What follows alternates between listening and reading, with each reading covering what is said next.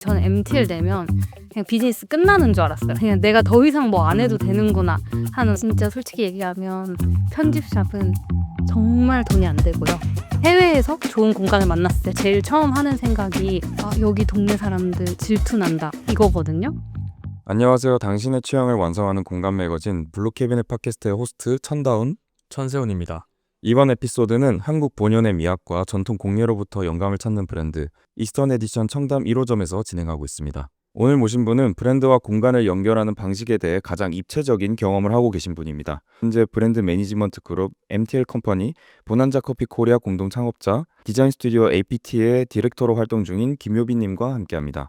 먼저 청취자분들께 간단하게 인사 한번 부탁드릴게요. 안녕하세요. 저는 현재 스튜디오 APT 운영하고 있는 김효빈 디렉터이고요. MTL 컴퍼니, 보난자 커피 그리고 그 외에 몇 가지 브랜드들을 함께 창업했던 공동 창업자입니다. 반갑습니다.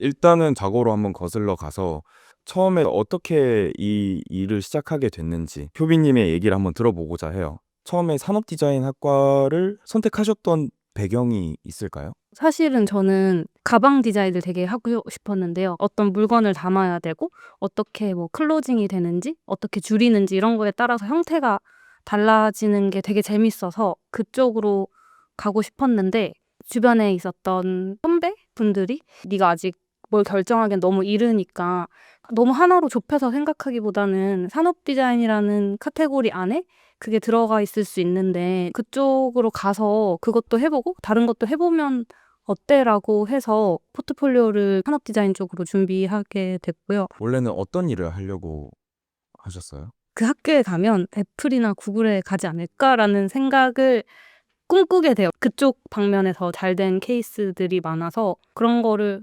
꿈꾸게 됐는데 전 졸업을 하지 않았고요.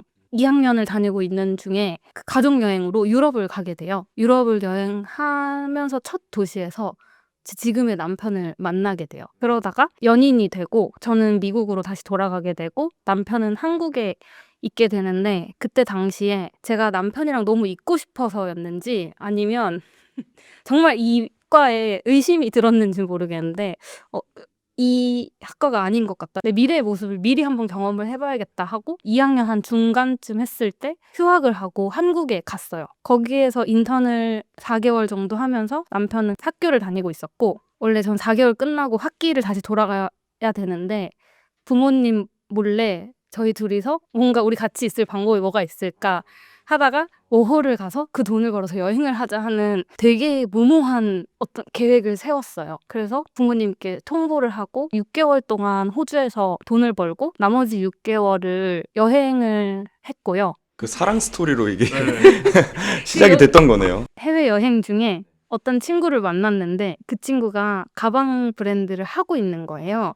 근데 그 친구는 한국에 돌아가서 그 브랜드를 전개하는데 난 그걸 지켜만 보고 있고 근데 내가 하고 싶은지 아닌지를 모르는 상태가 아니라 그 마음이 계속 점점 더 커져가는 그 과정이 내가 이거 너무 하고 싶구나를 되게 강하게 느꼈던 몇 개월을 경험한 게 저한테 가장 큰 자산이 된 것 같아요. 제가 원래 꿈꿨었던 게 가방 브랜드였기 때문에 돌고 돌아 그걸로 이제 비즈니스를 시작하게 된 거죠. 가방 브랜드로 그러면 커리어를 어떻게 보면 시작을 하신 거네요. 네. 그러면 그 가방 브랜드는 어떻게 됐어요?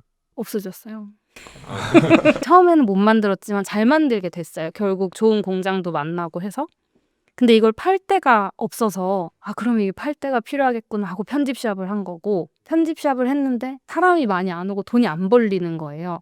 근데 밖에 봤더니 사람들이 커피를 들고 가고 있어서 커피가 있어야 사람이 들어오는구나 해서 한남동 MTL이 된. 그러면은 MTL이라는 게 어떤 건지 모르는 청취자분들도 계실 수 있으니까 설명을 해주실 수 있을까요?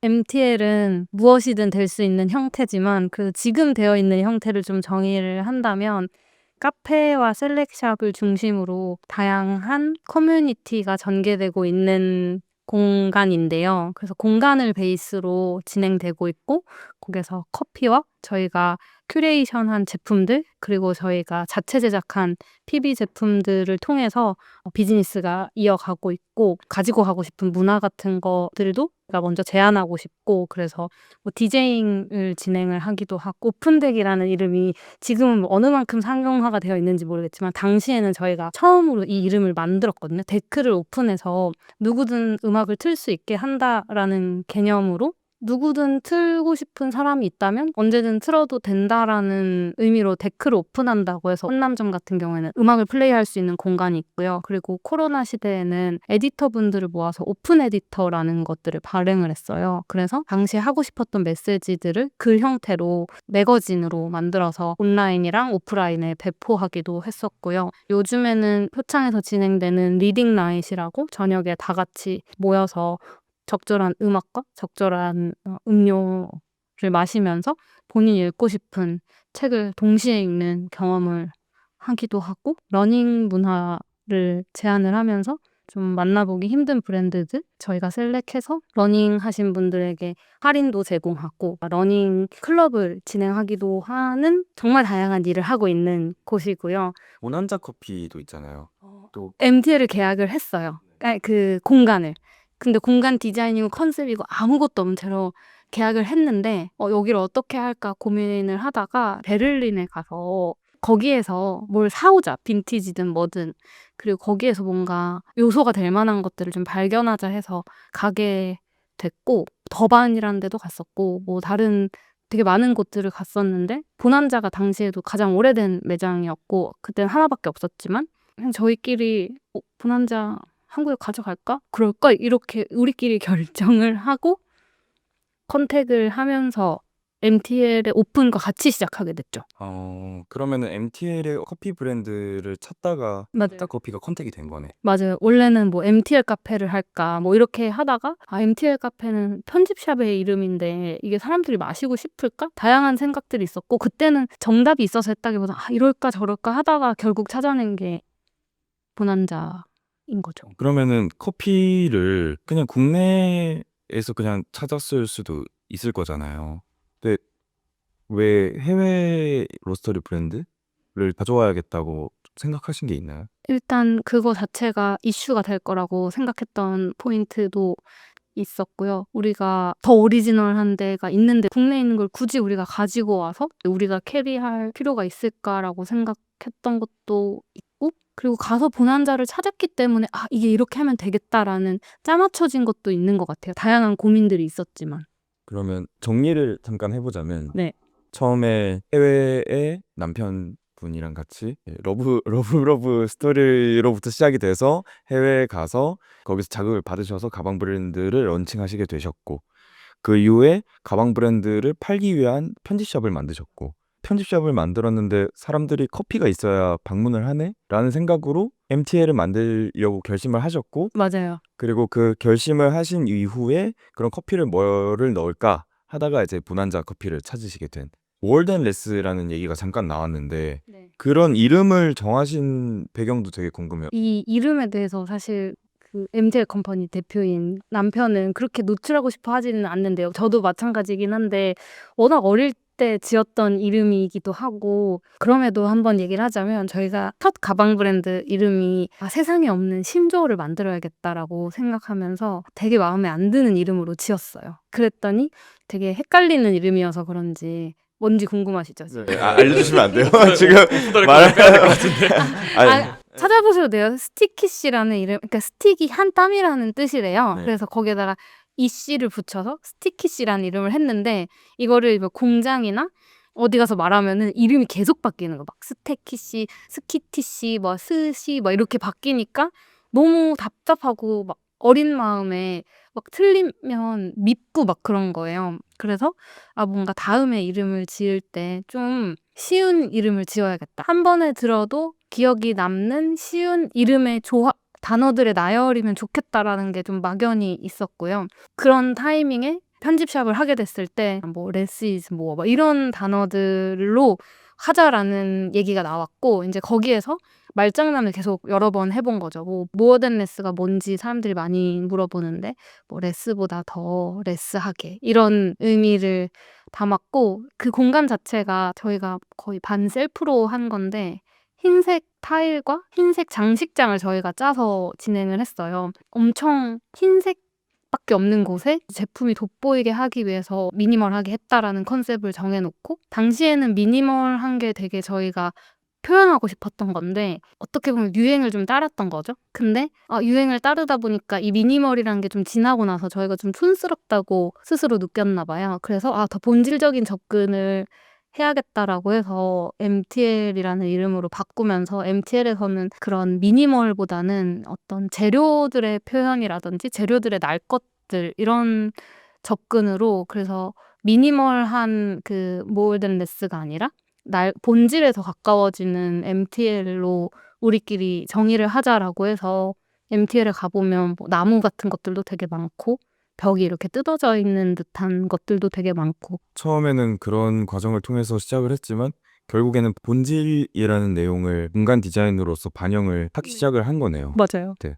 그 MTL 커피가 어디 지점이 제일 먼저 생겼었나요? MTL 한남, MTL 효창, 그다음 동탄 이런 순서고요. 사실 저는 제 남편 어떻게 생각했는지 모르겠지만 MTL 낼 때 진짜 이를 갈고 냈기 때문에 저는 MTL 내면 그냥 비즈니스 끝나는 줄 알았어요. 그냥 내가 더 이상 뭐 안 해도 되는구나 하는 어떤 지점에 도달할 줄 알았어요. 몰랐으니까 그런 생각을 했는 건데 두 번째 매장을 내려고 생각을 했냐라고 하면 아닌데요. 내자마자 필요하다는 거를 직감했어요. 이게 끝이 아니구나. 이대로 하나의 매장으로서는 우리가 인식이 되게 어렵겠구나라는 굉장히 매장이 잘 됐음에도 불구하고 생각이 있어서 되게 오랫동안 되게 많은 지역과 그 막 경기까지 포함해서 시간 날 때마다 그 공간을 보러 다녔었고 한 4년?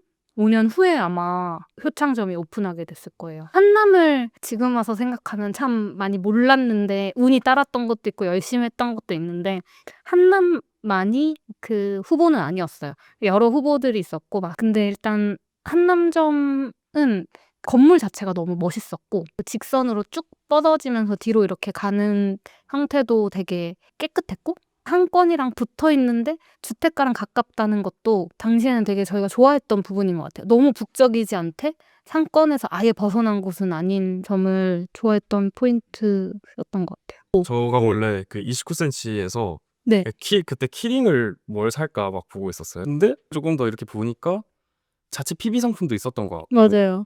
근데 자체 커뮤니티도 하는 것 같고 근데 또 카페인 것 같은데 효창점까지 또 있더라고요. 네. 그래서 여기 뭔가 되게 신선하다. 그냥 카페가 아니구나라는 생각을 했었거든요. 편집샵이 이 카페를 운영하는지 아니면 카페에서 이 편집샵을 운영하는지 그 점이 이제 MTL의 재밌는 점인 것 같더라고요. 이 편집샵이랑 카페 구조의 이런 콘텐츠들이 실제로 생각했던 것만큼 편집샵이 잘 되셨는지 그런 것도 좀 궁금한. 진짜 솔직히 얘기하면 편집샵은 정말 돈이 안 되고요.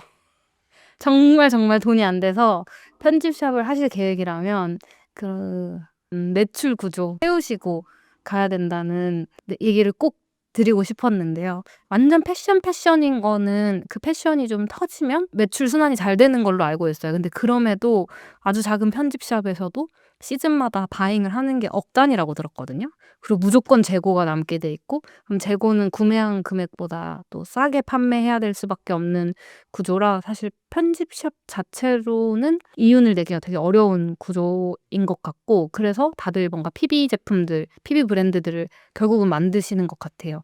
카페에 와서 구경하다가 살 수 있는 금액대가 사실 높지 않거든요. 내가 되게 좋아하는 브랜드면 몰라도 그게 아니라면 10만 원을 넘어서는 안 되기 때문에 사실 그 10만 원을 안 넘는 걸 팔고 나면 재고도 관리하지, 포스에 등록도 하지, 결제도 하지, 종이 가방도 들어가지 막 이러면은 사실 진짜 남는 게 없거든요.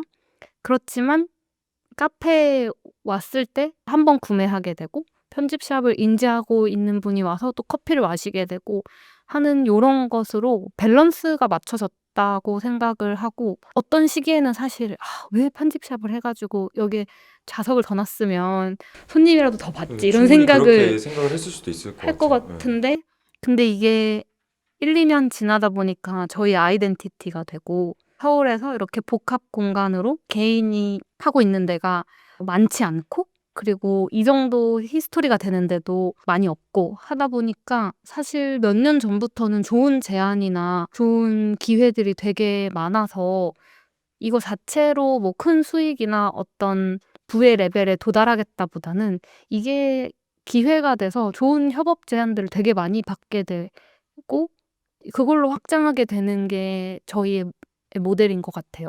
그리고 그냥 안 살 건데도 거기 가면은 뭐가 있으니까 뭔가 되게 다양해 보이고 풍성해 보여서 그런 의미로도 그냥 카페만 있는 곳을 가기보다는 안 살 거지만 있는 거를 찾아가게 되고 그런 효과도 있는 것 같아요.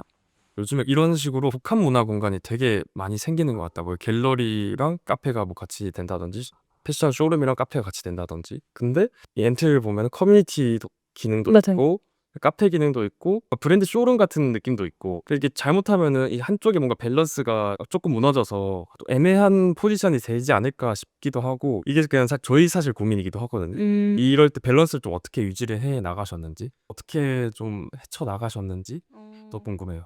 사실 저희도 지금까지의 과정을 보면 되게 많이 고민을 했던 것 같아요. 우리는 뭐 편집샵이야? 뭐 우리는 뭐 커뮤니티를 왜 해야 돼? 뭐 커뮤니티가 뭐 돈이 뭐가 되는데? 막 이런 고민들도 많이 했는데 이제 10년 가까이 되어 가다 보니까 그냥 저희가 하고 있는 자체가 저희를 정의하고 있는 것 같아서 굳이 따로 어떻게 정의할 필요가 없어지게 된 것 같은 느낌이에요, 지금은. 그래서 이 과정 안에서는 계속 고민이었지만 계속 밸런스를 맞추려고 노력을 하면서 가는 것만이 할 수 있는 유일한 것이다. 제가 생각할 때는. NTL 효창은 저희도 자주 갔었는데 두 번째 매장으로 컬적인 위치를 또 정하신 혹시 이유가 있으실까요? 일단 한남점 월세가 너무 비싸고요. 너무 비싸기 때문에 저희가 진짜 많이 벌고 진짜 많이 팔아도 월세로 나가는 게 되게 크거든요. 그래서 그렇지 않은 거를 한번 경험해 보고 싶었고 어느 동네여야 된다는 없었는데 그 공간이 어땠으면 좋겠다는 늘 그림에 있었던 것 같아요. 저희는 한남점이 테라스를 할 수 없는 구조여서 테라스가 같이 있는 공간이면 좋겠다라고 생각을 되게 많이 했었던 것 같고 테라스가 있는 공간이라면 겨울에 보기 싫지 않았으면 좋겠다. 이런 생각도 되게 많이 했는데 효창이 다 대나무거든요. 그래서 겨울에도 다 초록색이에요. 그런 점도 되게 좋았고 그냥 어떤 상을 조금 그려놓고 그거랑 맞는 게 나올 때까지 계속 찾았는데 그게 효창이었고 그냥 저희 계산에 당시에 여기에서는 이 정도 매출만 나도 괜찮은 월세겠다라고 생각을 했었던 동네였던 것 같아요. MTL을 처음 기획을 하실 때 그런 브랜딩이나 공간 기획 같은 거는 좀 어떻게 진행을 하셨나요? 앞서 말씀드린 것처럼 MTL은 사실은 되게 복합적인 공간이기 때문에 어떤 명확한 브랜딩을 하기가 좀 힘들었어요. 그냥 존재하고 무엇을 담느냐로 좀 정의되는 느낌이라고 생각을 했고 그런 의미에서 같은 공간 디자인을 반복하고 싶지 않다는 생각을 해서 다 다른 팀이랑 협업을 진행을 공간 전문가분들의 의견을 좀 많이 반영했던 것 같아요. 근데 이제 보통 한 팀에서 쭉 다음 작업을 하는 경우가 많잖아요. 근데 각각의 뭔가 특색에 맞는 디자이너분들을 따로따로 같이 했다는 것도 되게 흥미로운 것 같아요. 그래서 어떤 기준으로 브랜드 지역에 맞는 뭐 이런 디자이너분들을 어떻게 컨택을 하게 됐는지도 좀 궁금해요. 일단 프랜차이즈의 공간 디자인 방식은 이제 비용을 최소화하기 위해서 같은 자재를 반복적으로 쓰면서 뭐 로스를 줄이거나 아니면 최적화된 자재를 선정해 놓고 거기 안에서 인제 하기 때문인데 그런 면에서 공간 디자인에 대한 비용을 예산이 컸던 건 아니지만 그런 최적화가 더 우선순위에 있었던 거는 아니었던 것 같고요. 각 매장마다 '아 여기는 여기가 좋겠다.'라고 생각했던 포인트들이 조금씩 다른데요. 뭐 예를 들면 큰 규모의 공간을 좀 잘하는 팀 혹은 백화점 경험이 좀 있는 팀, 빌트인을 할 만한 게 많이 없는 뭐 효창점 같은 경우에는 가구 플레이가 대부분이에요. 그러니까 거기는 안에 철거 외에는 아무것도 안 건드린 것으로 기억하고 있는데 거기는 전부 다 가구를 어떻게 내려놓느냐의 문제여서 그런 걸 잘하는 팀 이런 식으로 좀 생각을 했던 것 같고 말로 설명하기는 어렵지만 '아 이 팀이 잘하겠다.' 하는 포인트들이 각 지점마다 있어요. 뭔가 아카데믹하게 잘 푼다든지 아니면 화려하게 잘 푼다든지 아니면 가구를 잘한다든지 등등. 1호점 MTL 했을 때는 당시에 루프트라는 예전에 공간을 처음 했던 팀인데 뭔가 이 공간 팀은 다른 데랑 달라서 뭔가 정말 새로운 걸 만들 수 있겠다라는 어떤 확신이 있었던 것 같고요. 두 번째 효창점은 아까 얘기했듯이 쪽면만 벽이에요. 그리고 이쪽이 다 반유리고 이쪽이 폴딩 도어, 이쪽이 폴딩 도어예요. 그러니까 벽에 붙일 수 있는 게 없는 곳인 거죠. 그래서 여기는 무조건 가구로 풀어야겠다라는 생각을 해서 가구를 잘하는 팀이 이제 플라뎀이니까 플라뎀 팀에 컨택을 했었고 각각 다른 디자인 스튜디오랑 작업을 하셨다고 하셨잖아요. 그러면은 그렇게 각각 다른 분들이랑 하면서도 어떤 부분으로 좀 통일감을 보여주려고 하셨는지. 저는 이걸 한 단어로 정리하면은 문화적 만족감이라는 키워드를 얘기를 하는데요. 제가 베를린이나 LA나 해외에서 좋은 공간을 만났을 때 제일 처음 하는 생각이 여기 동네 사람들 질투난다 이거거든요. 저는 MTL에 왔었을 때 외국인들이 그랬으면 좋겠고 이 동네 살지 않는 사람들이 질투했으면 좋겠다는 생각을 해서 이 동네 사람들이 여기 올 수 있는 사람들이 뭘 했을 때 만족할까? 뭘 했을 때 여기 있는 사람들 부러워할까? 이런 생각들을 많이 했던 것 같고요. 그리고 셀렉션을 할 때 뭐 매출상의 이유로 다 그러진 못하지만 기준이 되려고 했던 거는 뭔가 되게 작은 소비를 했는데 그게 너무 만족스러워서 지하철 가는 안에서 자꾸 생각이 난다든지 뭔가 내가 카페에서 그거를 이제 사놓고 이렇게 바라봤을 때 너무 잘 샀다. 뭐 득템했다. 이런 생각이 드는 제품들을 좀 셀렉하자. 이런 생각들을 하면서 전체 통일하려고 노력은 했는데 근데 노력을 했다고 다 그렇다는 건 아니에요. 왜냐하면 현실적인 이유들, 뭐 매출, 그다음에 뭐 월세 이거를 케어하시는 셀렉샵 담당자분들의 이슈들도 있기 때문에 기준점은 어느 정도 있었어요. 사실은 마지막에 하고 싶은 거는 아카데미예요. 저희는 제일 끝에 가서 하고 싶은 건 학교거든요. 그래서 MTL이 아까 초반에 말씀드린 것처럼 This is 뭐 바우하우스의 철학과 연결되어 있는 부분이 있잖아요. 학교에서는 사실 엄청 많은 것들을 배우기 때문에 MTL은 어떤 것이어도 된다. 그래서 저희는 현대 바우하우스를 만드는 게 저희 목표여서 결국 그곳으로 간다면이라는 생각으로 지금은 그렇게 진행하고 있습니다. 이 부분이 되게 흥미로웠었거든요. 지금 사실 효빈님이 스튜디오 APT를 만드시고 일하는 방식도 적합한 전문가에게 적합한 일을 맡기는 이렇게 표현하면 좀 그렇지 그런 재주가 뭔가 있으신 것 같아요. 일단 적합한이라는 단어를 사용해 주셨는데 APT가 proper thing의 줄임말이거든요. 그 proper가 적합한이라는 의미를 가지고 있어서 되게 적합하게 잘 사용해 주셨다는 얘기를 한번 하고 싶었고요.